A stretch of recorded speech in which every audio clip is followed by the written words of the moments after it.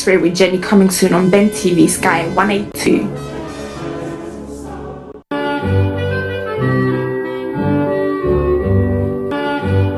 We indeed thank you to have stayed with us on sports for the whole year.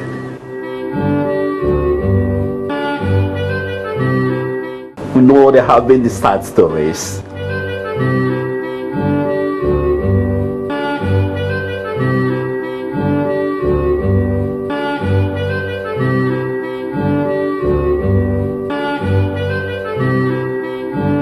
And those beautiful moments we can't indeed ignore.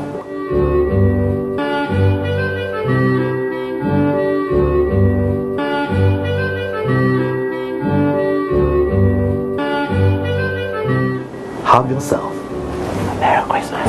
Merry Christmas! Oh dear. And a Happy New Year.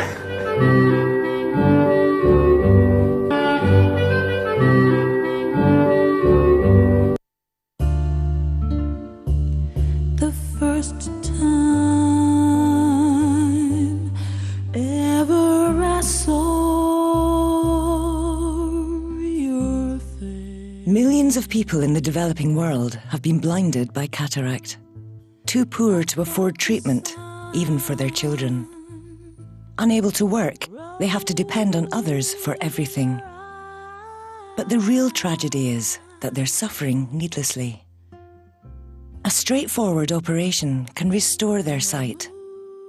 By making a donation of just £2 a month to Sightsavers, you can help children like Bala and his mother Suji see again and change their lives forever. Please call 0800 011 4646. Your gift could help.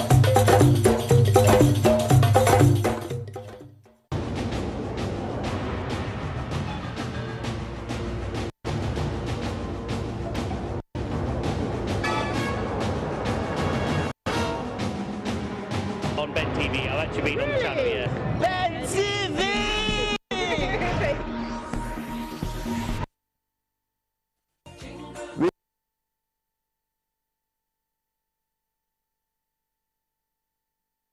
Happy and prosperous New Year. All of the Ben TV staff, they're wishing you a Merry Christmas and a Happy New Year. I want to wish you all a Merry Christmas and a Happy New Year. He's wishing you a very Merry Christmas and a Happy New Year. Merry Christmas and Happy New Year. Remember, follow your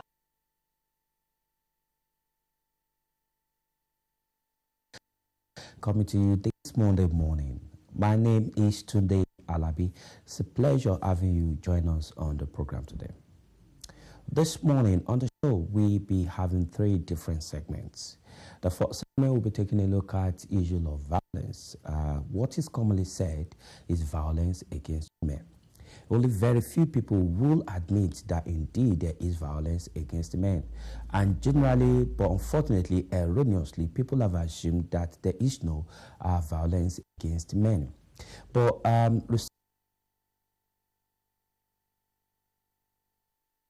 abuse on men from their partner or from their wives. Of course, domestic abuse is an issue in marriage. However, what is rarely talked about is an abuse on men. Indeed, female or male domestic abuse is prevalent, is common, but is rarely talked about. And on the program today, we will be taking a look at indeed the reality of men suffering in the hands of their wives or their partners. On the show today, we'll be taking a look at not necessarily the issue of physical violence, but again, men do suffer some physical violence in the house of their partner. But it is assumed that generally because men do not normally have this injury inflicted on them by their wives, so it is assumed that only men have upper hands when it comes to domestic violence in any home. However, on the program today, we'll be taking a look at reports, widely researched reports, authenticated and established that a greater percentage of men do suffer emotional violence and some indeed suffer physical violence in in their homes. And this report says half of men contemplate suicide by the age of 45.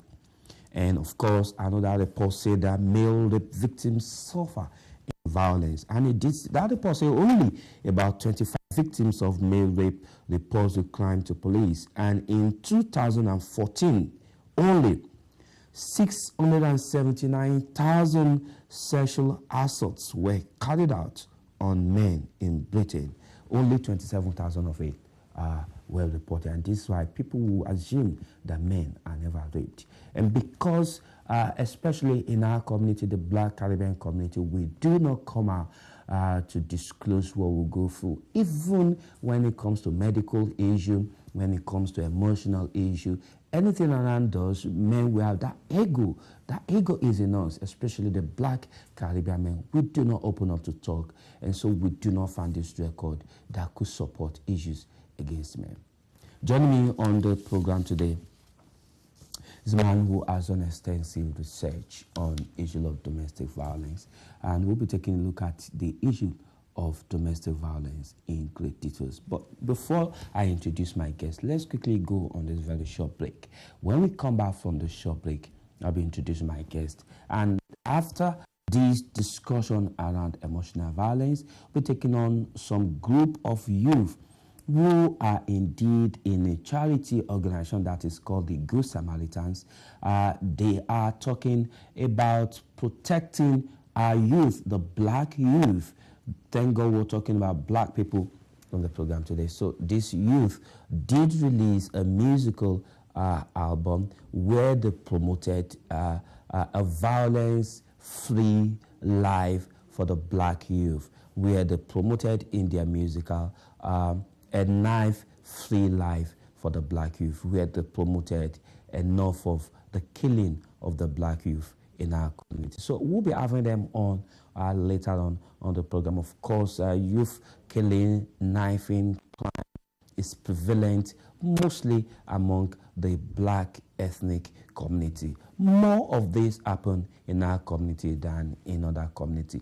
If 5 youth are killed in the UK today, trust me, 4 of them are from the Black ethnic background before you can talk about the Asian or even the Jewish community. What is wrong with the Black community? Why do we keep taking every batching from every quarter? So this youth will be on the show today. And later we'll be having a gentleman who is a professional photographer. We'll be taking a look at issues of national development. I'll be talking about issues around development, professionalism, and other national discourse on the program today. Let's go on this very short break. And when we return, I have my first guest. We'll be talking about emotional abuse on the part of men. Don't go away. 16.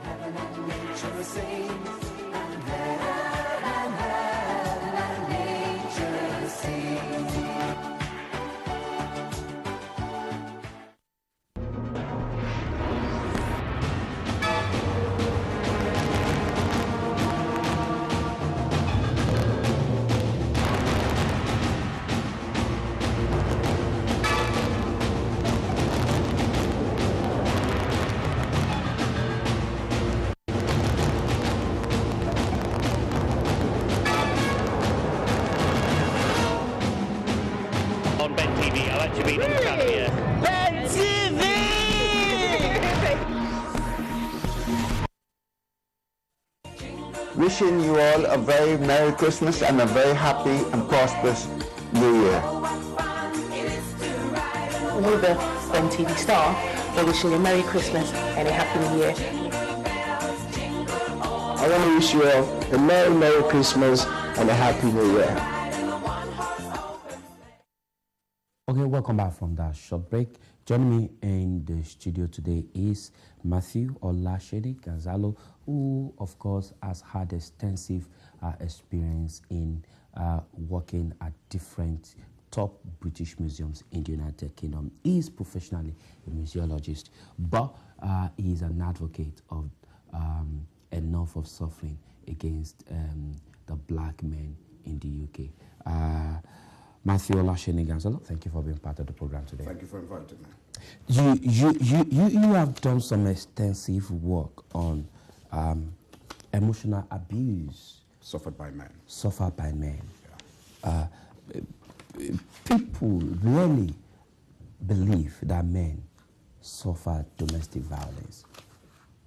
Do you want to paint some background to this assumption?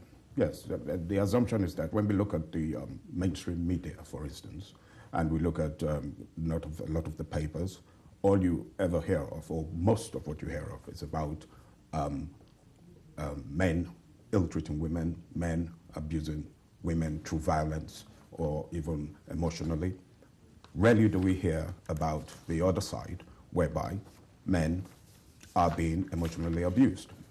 Now, I make it clear that my book, I've written a book on this subject, and my book doesn't say that women do not suffer emotional abuse. It's not about if women suffer less or more or anything like that. What it's about is that we have to begin to recognize that a lot of men suffer domestic emotional abuse, or emotional abuse even in general, but they do suffer a lot of emotional abuse. And the minute we start to address that, the minute we begin to get the balance.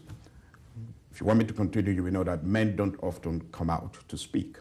Men in general, black men in particular, don't come out to speak because of all sorts of cultural barriers that are mentioned in the book. And we have to readdress this in the diaspora where we live in Britain.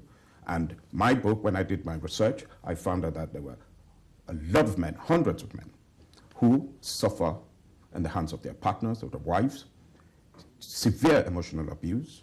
They keep quiet, they don't say anything. Then they go down the route of drinks and drugs, and people are wondering why. And when you find them at the extreme end, you find them that, you know, there are a lot of mental issues that come in, and they commit suicide. And as we know now, according to CALM, Campaign Against Living Miserably, the highest preventable killer of men in Britain is suicide. Men are killing themselves because of all the pressure, because nobody comes out, they don't talk, we are not built to talk, all this thing of men don't cry, men shouldn't cry, you have to hold your house together, and while we're all dying inside, or they're dying inside. Let me quickly say, there's a report here by Jane Powell of the Campaign Against Living Miserably.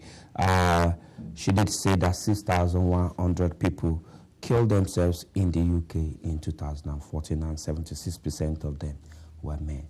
That's a high figure and a high percentage, which was really talked about. It's rarely talked about, and that is why I wrote my book, in particular, to address these issues. And I interviewed a wide range of men, you know, all across the board, you know, both white and black and everything, and spoke to them about it. And you'll be amazed how they came out and they were saying that, yes, you know, I can recognize myself in this. And I thought it was just the, you know, the having a partner or having a girlfriend or just being in a marriage, this is what happens. And remember that there's a lot of stigma from our root cultures. There's a lot of stigma about you being divorced or separated, or you've been, you had to leave your house, because a lot of people are just, they can use that as a lie to say that, oh, this man is being violent. And of course, as you know, that we as black men don't have necessarily a good image in the media. We're all saying about, you know, the sort of way we are viewed and the sort of way that we are spoken about. It's all about, you know, violence, aggression, and all that sort of a thing. And people who are not necessarily in our communities, that we see men like you and I, who are responsible, who are doing all that, and will immediately assume that you are the perpetrator in a domestic incident, even a domestic abuse, domestic incident. You are the perpetrator. So when members of the police come in, or people that are coming, immediately, if you say that my wife has beaten me up, which a lot of men would never, ever, it's taboo to speak about that your wife has beaten you. But why would men, are there no instances where men are beaten up actually? Absolutely, there are. And in my research, I found that a lot of men who were beaten up by their wives, they haven't said anything. And when I began to write my book and began to speak to a lot of men, they came out to me. And it didn't take immediately that as your wife beating you up. No, this took a series of meetings, a series of talking. And we attended 2 funerals. Well, I attended 2 funerals, what triggered the book to be written. I attended 2 funerals. And when we were in the funeral of someone who had died, I think the first man committed suicide. The other person had so much stress of separation and had a heart attack. And men came up and said that, oh, that wife was so horrible, you know, that she abused him, she did that, she did all these things. She probably sent him to an early grave or sent him to his grave. And this one that committed suicide is probably because of these reasons. So, you know, and the two people, and a lot of people, they didn't seek help. We don't know where to go for help. We rarely talk to each other. We rarely talk about these issues. And we are being abused. And the law is being used against us. Because there are a lot of people who play the system and saying that because of their gender power, the female gender power, they are able to call the police and say, on any whim whatsoever, and say that this man is being abusive towards me. And the research shows that without any cause, without anyone saying anything, you're going to be arrested and you're going to get into, you know, the police cell before any investigation. Is it kind of a cultural blackmail when there's an incident of violence at home for the law to assume that it is actually perpetrated by men? Yeah, well, what happened is that over the last 40 years, women have worked very well into exposing quite a lot of domestic violence and abuse. But men have been quiet. So my research has shown that there is quite a balance in the sense that as more men are being abused, not necessarily physically, but emotionally, that is as much women who are being abused like that. Now, but men don't come out. So it might seem as if the percentage of women are higher. And some women use this as a weapon. They use this as a weapon. And I want to emphasize that my book is not about when a relationship breaks down. Relationship can break down, marriages can break down, that is fine. That happens, that is, you know, natural. Well, it happens every time. It is before your marriage breaks down or when your marriage is breaking down, you do not have to endure emotional abuse. You do not have to endure emotional abuse. You need to speak out now. That report, 6,100 people killed themselves in the UK in 2014. And out of the 6,100, 76% of them, averagely about 4,000, out of 6,100 men, about 4,000 plus were men that died as a result of emotional abuse suffered from the hands of their partner. Thank you for joining us on the program today. Good morning. Your name and where you're calling from? Good morning, Mr. Tunde Alabi. My name is Inka Tom. Inka, thank you for joining us on the program today. Good morning. Yeah. I'm happy that I am the first person to go through. Always happy all the time. I will need to credit you again, Mr. Tunde Alabi. You are doing wonderfully well. Thank you. You are now balancing the whole equation. Recently, I contributed when you have a lady saying that female violence. Now you're bringing, you could see now you're being convinced by this gentleman beside you. Oh, you were on the program the other day when we spoke about rape and people were saying, no, men don't get raped. I know you said that is not true. Thank you. Now, I can't hear you properly of what your reply now. I said the last program we did about violence against men, when we spoke about rape. You know, I tell you, and nobody wanted to hear you. To say something to it. Exactly. You're not balancing the whole situation now. Thank you very much. And I thank Ben TV as well. Because the way and manner your guest is now trying to explain everything into detail, everybody needs to come around this television now to listen to him. Because they believe that in this country, even young ladies from Nigeria coming into this system believe that this is a queen's stand. Absolutely. And they can misbehave and try to drag their husband in the mud and still stand by it, saying that he was the one that is inflicting the violence on them. Are you with me? But, sir, I still want to advise you that we still have a long way to go. Where is this long way? Because by the time whoever that calls the police, maybe the lady or the neighbor, the first thing the police will do is that they will look at your side.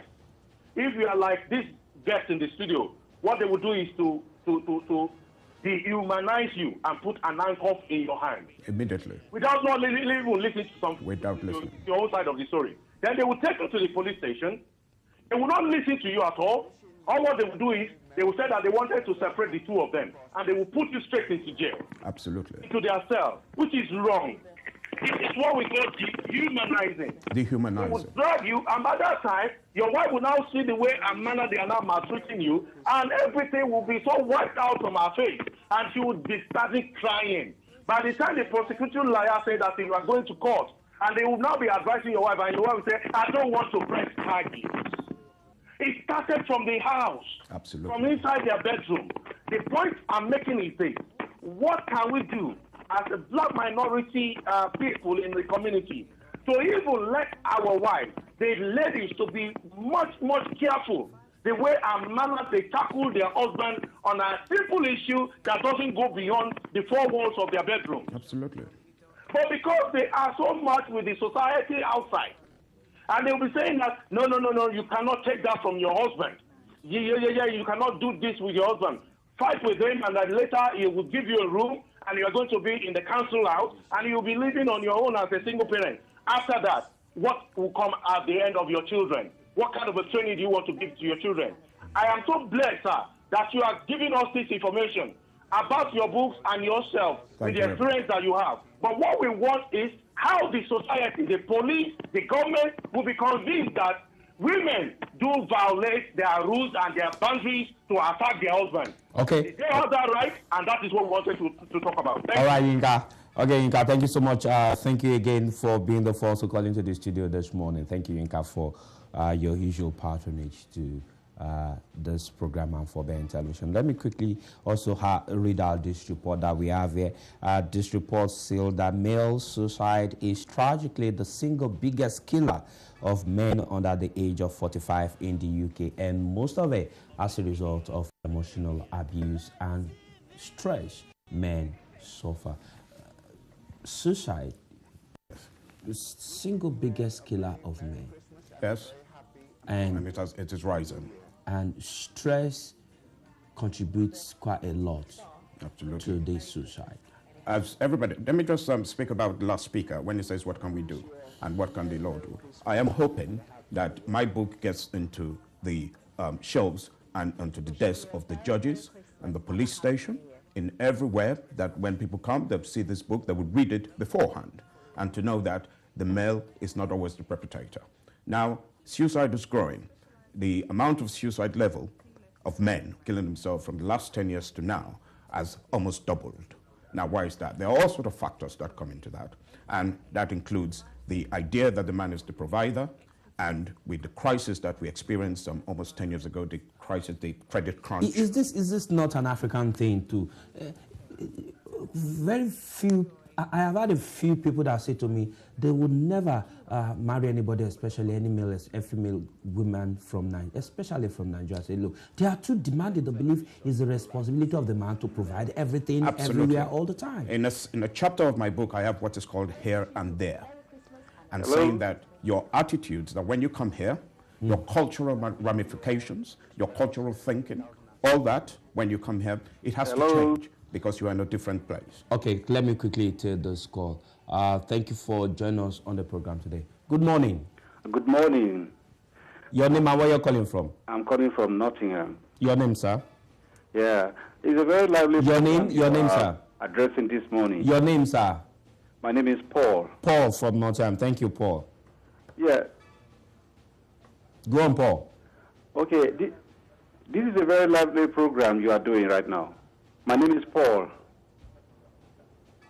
Paul, turn down the volume of your TV. Just go on talking. I can hear you. I've just done that now. Okay, go on, Paul. This is a very, very program, this very topic you are talking today is a topic that needs to be taken above the level in which we are discussing it, because it's a reality problem that men are dying silently in their homes, especially the address of people you are addressing this very morning.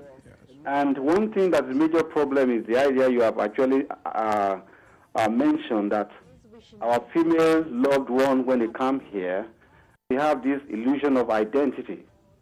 They took advantage of the fact that this culture believes that women are vulnerable, and come up with series of ideas that does not generically will help their family building. I think it is better that we begin to have an intermediary that will solve problems like this apart from going directly to the law, which is looking for to be a surrogate home for families that are broken, that have not got, there's no positive development in that area. We have seen it from experiment that families that are broken, the so-called social sector, as a surrogate home, they are not valued in terms of evidence of what they can do to help family to come together, or the children that they are taking away from their family as a result of broken home. This is a very sensitive issue that African in diaspora should address. And indeed, religious leaders also should do their work, because some of these things are hiding under religious motives. Some people are even using misquoting. And I'm really worried because a lot of people are in silence. They are not speaking out because of the, I wouldn't call it ego, the orientation of where they come from. And they suffer. I've ministered to many colleagues who are suffering right now in the same circumstances of what you are just, scenario you have just mentioned. Absolutely. The book should be distributed to as many, even to the embassy, so that issues, they can, sensitize this matter so that this kind of development that is happening in the culture where we are can stop. Thank you very much. I enjoy this program. I'm not a regular contributor, but this is a balancing act. Thank you. All right, Paul. Thank you so much. Thank you, Paul, for calling on the show today. We hope that you will be calling in regularly and have your voice on our program. Keep tuning to Ben TV on Sky Channel 182. We keep giving you balanced stories. Thank you, Paul. Yes. Yes, we were speaking earlier, before the last speaker spoke. Just to answer the last speaker again, he said as he speaks, he's ministering to a lot of people going through this. Now, and we were talking about distressed men. And the fact that it is assumed that as a Nigerian man, or a West African man, when you come here, or an African man, when you come here, and it's your responsibility to provide, to be the sole provider, not to contribute to any bills whatsoever, to be able to be the man and to be given. I know people whose marriages are broken up because the wife or the girlfriend has belittled the man because of the type of job he has.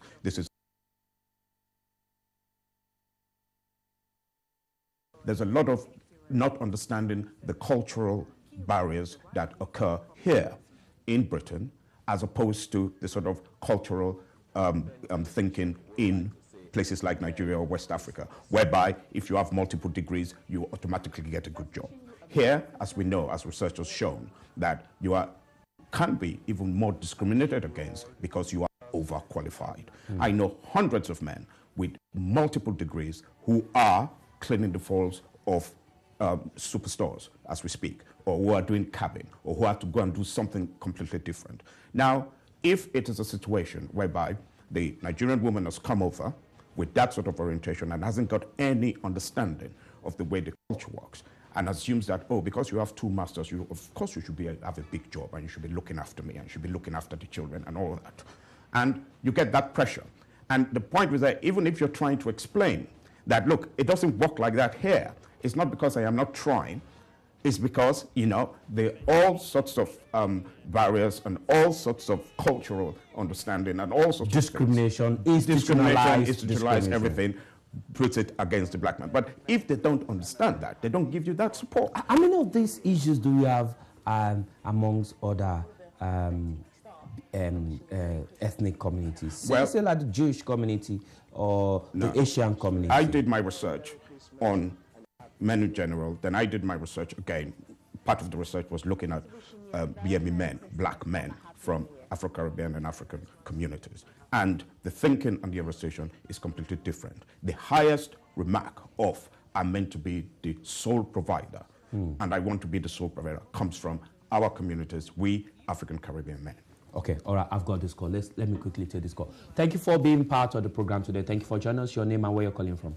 Yeah, my name is Ade, calling from Birmingham. Ade from Birmingham. Thank you so much, Ade, for joining us this morning. Go ahead, Ade. Go on. I want to join in this very important topic you brought today, violence against men.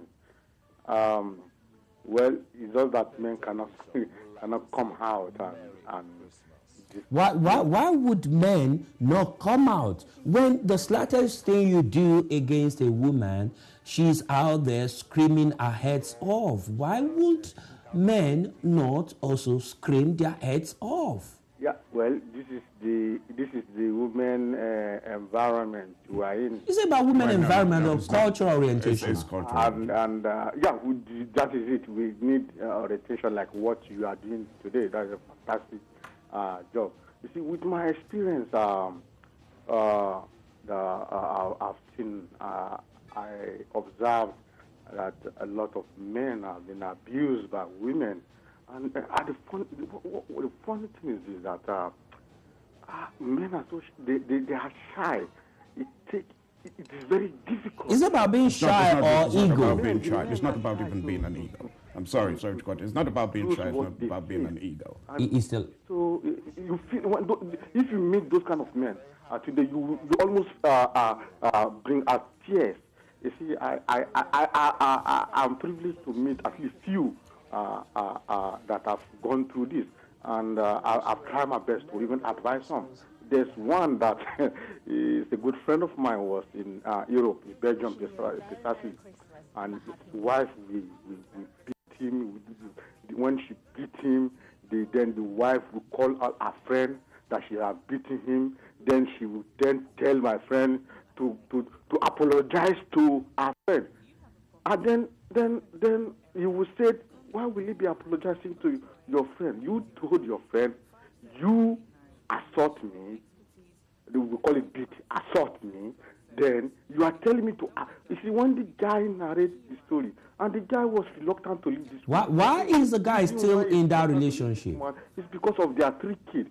But I will tell you this, when he came to UK, because he's a European citizen, so he can come to UK, when he came and we met in a party, and everybody was enjoying themselves, and the guy, he tried to isolate himself. He's not in that mood. And I, along the line, when you're at a party, coincidentally you start chatting. And we drove to my house together, and he narrated the story. Today, I can't believe it in my life. And what is keeping the guy is the 3 kids they have with the woman. But must he continue to suffer in silence because of the 3 children he's got? Yeah, but with women they can go easily. But the men, some cannot go, except to the extreme end that the woman will push them away because of the privilege and that power they have, that they are women. But we talk to the guy, and even when we talk to the guy, he's still reluctant, but eventually he listened to us. Then he left Belgium, relocated to UK, which now he is having a better life. He just got married. So many, I will tell you one thing, some of these our African women got brainwashed when they go to church. I tell some people, I have many people, I see a guy that work hard, brought his wife, coming to church, they brainwashed the woman from church. A day, a pastor went in the ceremony, a pastor in the church was introduced to me. I said, oh, gentlemen, why are you not coming to church? I said, and bring your wife to your family to church. I said, Pastor, you know the reason why I'm not coming to church. I'm not bringing my wife to church. I have experience in this your church. I have experience, and I heard, and I know, I learned 3 women assault their husband, chase them out of the house. What did you do? The pastor couldn't say anything. Because I'm telling you, it's reality. I said, the reason why I'm not bringing my woman is not a Nigerian. The Nigerian woman will manipulate my wife against me, so I'm not bringing my wife. Pastor couldn't say anything. Now, this is research. This is true. It's not. We've seen it all through.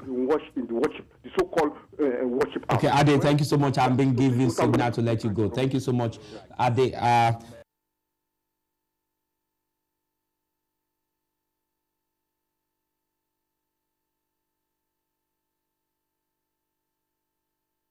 Friend who was getting assaulted by his wife. There are many stories like that. All the time. There are many stories but like that. who will still remain in the relationship for the sake of the children?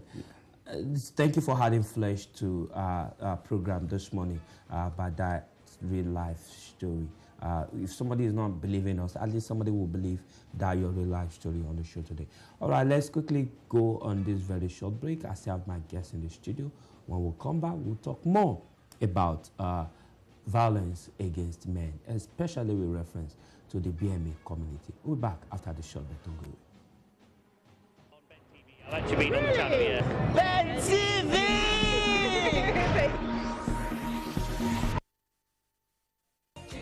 Wishing you all a very Merry Christmas and a very happy and prosperous. It was 13 degrees. Almost about the same thing. Virtually the same thing. Do you know what I'm saying? If you speak to anybody in Just today, they are wearing jackets all over. You don't need the air condition no more.